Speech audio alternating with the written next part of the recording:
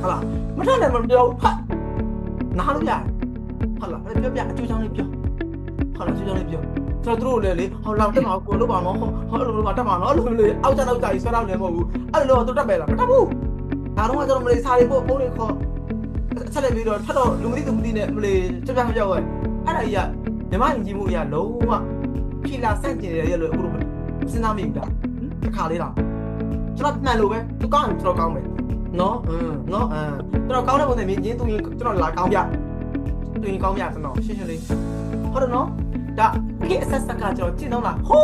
းအစကတည်းကကျွန်တော်အဲ့လိုကျင့်သုံးလာခဲ့တဲ့ဥစ္စာအခုချိန်ကြီးမပြောင်းလက်ကင်ထားတော့မယ်လက်စက်ကင်ထားတော့မယ်မပြောင်းလဲဘူးနောက်လဲကျွန်တော်အသက်ကြီးလေးစာတင်ပြခဲ့တော့ဒီတိုင်းကျွန်တော်ဘလို့မှမလျှော့နိုင်ကျွန်တော်စံချိန်မလျှော့နိုင်ဘူးရှင်းလား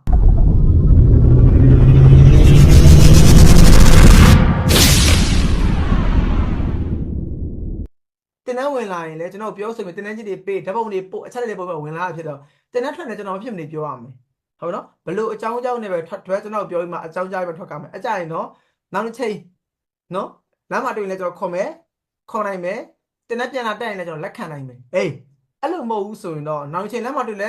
ဲသူကျွန်တော်မသိဘူးသူလည်းကျွန်တော်မသိဘူးသူလည်းကျွန်တော်တပည့်တို့လည်းတင်မပြုတ်ဘူးကျွန်တော်လည်းဆရာလို့မခေါ်နဲ့မတတ်မှတ်တဲ့အကြဖြစ်တယ်ပြဿနာမရှိဘူးနော်တင်နှန်းအကြောင်းမျိုးနဲ့ပြန်တက်မယ်ဆိုတော့လုံးဝလက်မခံပါဘူးဒါအားလုံးကိုအပွင့်လင်းပြပြတာမနာနဲ့မဟုတ်နားလို့ရတယ်ကျွန်တော်ရစာလို့စာတိုင်းနဲ့လုပ်ထားတာစက်ရုံမှာစောက်ချတာလည်းမဟုတ်ဘူးနော်ဒါလို့ယုံနာမယ်လို့ဗီဇာယူသိမ်းမယ်အဲ့လိုချင်းချတာတခုမှမရှိဘူးနားလို့ရထွက်လို့ရတယ်လူယဉ်ကျေးမှုအရာပြောပါဆိုပါဟုတ်တော့လာတော့ကျွန်တော်မလေးစာတွေပို့ဖုန်းတွေခေါ်အချက်လက်ပြီးတော့ထပ်တော့လူမသိသူမသိနဲ့မလေးကြပြမပြောက်ရဲ့အဲ့ဒါကြီးကမြမယဉ်ကျေးမှုအရာလုံးဝဖီလာဆန့်ကျင်ရလို့အခုလိုမစဉ်းစားမိဘူးလားတခါလေးတော့ဟုတ်လားဟုတ်တယ်နော်တစ်ဖက်ကကြည့်မယ်ဆိုရင်လည်းโอเคကျွန်တော်ကအဲ့လိုစားကျုံးစားရတဲ့လုံးမထားလို့လဲအဲ့လိုမျိုးပြောလို့ထွက်သွားတာရှိမယ်တကယ်ဒါသူ့အလုပ်တတိယတာအဲ့လိုထွက်သွားကြည့်ပါလာ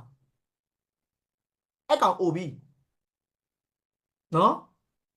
ဟုတ်တယ်မလားသူ့တဲ့အညီထားမယ်ထင်လား가면 들고 같아? 신고하지 출국에 어? 도망갔다고 나갔다고 허락 없이 신고한단 말이에요. 그럼 불법 체류자가 된다고 너? 예, 알아 봐야 돼. 러리야 러리. 에 저는 랬잖아. 러리야 봐야 저는 럭마 ပဲ.အဲ့တော့ကျွန်တော်အပြစ်မပြောကြနဲ့ကျွန်တော်မှန်လို့ပဲသူကောင်းရင်ကျွန်တော်ကောင်းမယ်နော်နော်ကျွန်တော်ကောင်းတဲ့ပုံစံမြင်ချင်းသူရင်ကျွန်တော်လာကောင်းပြသူရင်ကောင်းပြကျွန်တော်ရှင်းရှင်းလေးဟုတ်တယ်နော်ဒါခေတ်အဆက်ဆက်ကကျွန်တော်ကျင့်သုံးလာဟို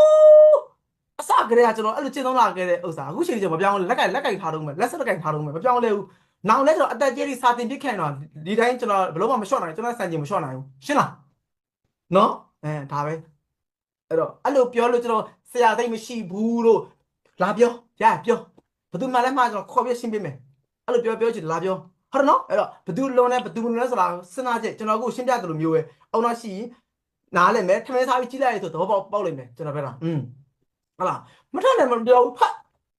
နားလို့ရတယ်ဟုတ်လားပြောပြအကျိုးချောင်းလေးပြောဟုတ်လားအကျိုးချောင်းလေးပြောကျွန်တော်တို့လည်းလေဟောလောက်တက်မှာကိုလို့ပါနော်ဟောအဲ့လိုပါတက်မှာနော်အဲ့လိုလေအောက်ကြနောက်ကြကြီးဆွဲတော့လည်းမဟုတ်ဘူးအဲ့လိုတော့တက်ပဲလားမတက်ဘူးစာတို့ကိုလုံးမရမှာဆိုဘာပဲအတင်းမဲ့ကောင်းနေပါစေအောင်တော့အဲ့လိုမျိုးရှိတယ်နော်အဲ့တော့အကျွေးကြောင့်ရွက်နားတာကြီးကလုံးဝမမိုက်ပါဘူးခစ်စကားနဲ့ဆိုတော့မမိုက်ပါဘူးရုပ်ပေါက်တာပေါ့နော်ရုပ်ပေါက်တယ်နော်အဲ့လိုမလုပ်ကြနဲ့ရုပ်ပတ်တာမလုပ်ကြနဲ့ကိုတို့နောက်ချင်းတော့ကဲချင်းချင်းလေးကျွန်တော်နေပဲ6နေရာ6သွားနေတာကျွန်တော်လည်းမတွေ့ဘူးလို့ပြောနေတာပြောပါအောင်ဟုတ်တယ်မလားကျွန်တော်အတက်မသိနိုင်ဘူးအခုလည်းအတက်မသိနိုင်ဘူးဟုတ်တယ်နော်အဲ့တော့နောက်ချင်းတော့စီပြန်မလာနိုင်လို့ပြောနေတာအဲ့လိုလည်းမပြောနိုင်ဘူးဟုတ်တယ်နော်အဲ့ကြောင့်ကောင်းမတော့ကောင်းမပြန်လာအဲ့လိုမျိုးအဲ့တော့ပြောင်းကြောင်းမယ်နော်အဲ့တော့တောင်းမဲ့လူတယောက်ကျွန်တော်ဆွဲထားပြီးတော့လေမလုပ်ပါနဲ့ကိုယ်တက်လိုက်ပါတော့ကိုနော်အဲ့လိုမျိုးဟုတ်ဘူးအဲ့တော့အကျိုးကြောင့်တော့မေးတာပေါ့နော်ဘာဖြစ်လို့လဲ EU ကမွေရောမေးတယ်ကျွန်တော်ဘက်ကကုညီလို့ရတဲ့ဘိုင်းဆိုကုညီပေးတယ်နော်အဲ့တော့သူ့ဘက်ကလုံးဝကိုစာစိတ်မပါတော့လို့မကြိုးစားချင်တော့လို့ဒီပုံမှာယုံကြည်မှုရှိတော့လို့ထွက်သွားတာရတော့ကျွန်တော်ဘလို့မှမတက်သူ့စိတ်ကိုကျွန်တော်ပြန်လဲလာအောင်မလုပ်နိုင်ပါဘူးလုပ်နိုင်စွမ်းလည်းမရှိပါဘူးနော်ကျွန်တော်တာမန်လူသားတယောက်အညာတရလူသားတယောက်ဖြစ်လို့ပါပဲကျွန်တော်ဘာမှလည်းမဟုတ်ကိုယ်စိတ်ကိုလက်တော့ဖတ်နိုင်စွမ်းလည်းမရှိပါဘူးနော်ကြိုသိရအောင်လည်းအေမီဇန်လည်းမဟုတ်ပါဘူးနော်အဲ့လိုဖြစ်တဲ့တောက်မို့လို့ကျွန်တော်ပြပြတာပါနော်အဲ့ဒါကြောင့်မို့လို့ဒါကျန်တဲ့လူတွေကျွန်တော်အားလုံးကိုရိုးသားဆုံးနဲ့အပွင့်လင်းဆုံးတော့ကျွန်တော်အတိပေးခြင်းဖြစ်ပါတယ်ဟုတ်လားနော်အဲ့တော့ကောင်းမှုလေးနှုတ်ဆက်ရအောင်ပါချုပ်ခဲ hair chip ရှိတာချုပ်ခဲဟုတ်တယ်နော်တော့ချင်းပြန်ပြတော့ပြောနိုင်တယ်လို့ ကျွန်တော်ကူညီမလို့လို့လည်းမပြောနိုင်ဘူးဟုတ်ပါတယ်လောက်ကမှာကျွန်တော်တက်ကိုရဲစကားပြောတတ်တာမဟုတ်သလိုဒီကိုရဲမှာကျွန်တော်တက်စာတင်တာမဟုတ်ဘူးလေနော်ဆရာတွေပေါ်သလိုကိုရဲစကားပြောတဲ့ကျွမ်းကျင်တွေအများကြီးပဲဒုနဲ့တွေအများကြီးပဲရှိပါဘူးပေါ်လာသေးတယ်နော် page တွေပါအများကြီးပဲဟုတ်တယ်မလားအဲ့လိုမျိုးကျွန်တော်တို့ကိုယ့်ရဲ့နှလုံးကိုယ့်ရဲ့လှုပ်ထုံးမယ်နှလုံးမူပြီးတော့ဆက်သွားနေမှာပဲဒါကျွန်တော်ကင်ဆောင်ထားတဲ့ကျွန်တော်မူဝါဒကျွန်တော်ရဲ့ policy ပဲဒါကျွန်တော် policy ဒါပဲနော်အဲ့တော့အများနဲ့ကြိုက်နေတော့အဆင်ပြေပါပေါ့နော်အဲ့လိုရှိပါတယ်နော်ဒီလောက်ပါပဲအဲ့တော့မိုက်ကြမေဘူးနော်နှစ်ခါပဲဆိုတာနှစ်ခါကိုအတန်တက်တွေနော်စိတ်တိုင်းတောင်မထွက်ပေးနိုင်ဘူးအဲ့တော့ဂျိုးလောရောနဲ့တစ်ချောင်းဝင်လားနှစ်ချောင်းဝင်လားမသိဘူးကိုနော်တစ်ခါလေအဲ့တော့ဂျိုးလျောရောဂျိုးလျောဟုတ်ပြီနော်ဂျိုးလျောရောဂျိုးလျောရောဂျိုးလျောဂျိုးလျောဂျိုးလျောရောဂျိုးလျောဂျိုးပါရောဂျိုးပါရောဂျိုးပါရောအဲ့ဒါမှကျွန်တော်တို့နည်းနည်းလေးအတန်ပြောင်းထွက်ခြင်းကျုပ်ပါရောအဲ့လိုထွက်လို့ရတယ်အဲ့ဒါဘာလို့ဖားတယ်လို့မထွက်နဲ့နော်ဖကုံညင်းတို့ဖပြုတ်တို့အဲ့လိုမလုပ်ပါနဲ့နော်နော်ဟုတ်လားကြည့်ရတာဖားသားစားရတယ်ဖားသားဟုတ်လားနော်ကဲတော့ဘာကြောင့်လို့ရယူမ어제 늦게까지 공부를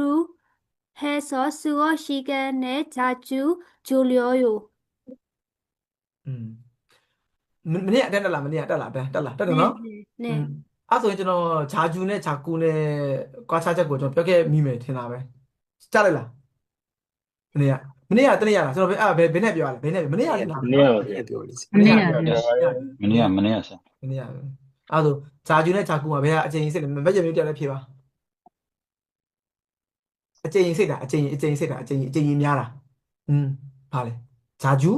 ဒါမို့ဂျာကူဘယ်ရလဲမ which one 자꾸. 자주. ဟဲ့တခုပြော 자꾸. ဟုတ်တယ်မှန်တယ်ဂျာကူကအချိန်စိတ်တယ်အဲ့တော့နိုင်ပိုင်းနဲ့တွေမှာခဏဖြစ်နေတာကဂျာကူ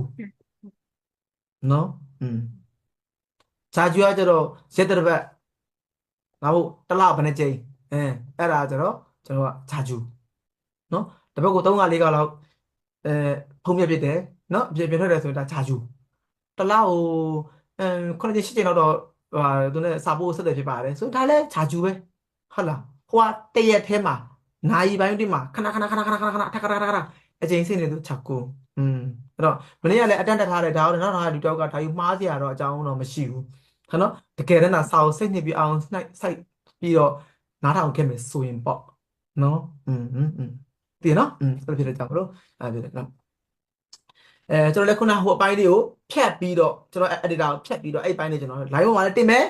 group မှာကျွန်တော်တတ်အားလုံးမြင်အောင် share ပေးဦးမယ်ခုနကျွန်တော်ပြောတဲ့စကားတွေကိုတက်လားကိုပြောစကားကိုကြိုက်လို့ share တာရှင်းလားနော်အဲ့တော့ကျွန်တော်ပြောတယ်နော်လောကကြီးမှာလေဂျာဂီမန်ဂျိုကအကောင်းဆုံးပဲတဲ့လားဂျာဂီမန်ဂျိုရှင်းလားဂျာဂီမန်ဂျိုသဘောတစ်ခုဗျာကိုကြိုက်လို့ဒီလိုပုံစံဒီလို fashion မျိုးကိုစားရတယ်မှတ်ထားပါတော့ဘာလဲဟိုမြန်မာပြည်ဥသိမ်းတန်တို့ပြီးတော့ရှင်ထန်ပါတို့အစိုးတော်လေးတွေတိုင်းသားဆိုတော့ချင်းတိုင်းသားဆိုတော့အဲ့တော့သူ့ faction တွေဖြူကျော်သိန်းတို့ဘလို့ပဲလူပြောများကြိုက်လို့ရှင်မကြိုက်လို့ရှင်မယ်ချို့ကစမ်းတယ်လို့ကြိုက်တယ်ချို့ကခေါ်တယ်ချို့ကဘာကြီးမှမသိဘူးဟာလူလိုဝတ်တာကညာနဲ့ကိုကြိုက်လို့ကိုဝတ်တယ်ဂျာဂီမန်ဂျိုအဲ့အရေးကြီးဆုံးပဲဟုတ်လားဒီလို look နဲ့သူချဲတယ်ဒီလို look နဲ့သူပြင်းတယ်တွာလာတယ်ဒီလိုပုံစံနဲ့ဒီလို style နဲ့နေတယ်ကိုကြိုက်တာကြားပါမင်းကြိုက်တာမင်းလို့ဟုတ်လားကြားဘူးလားနော်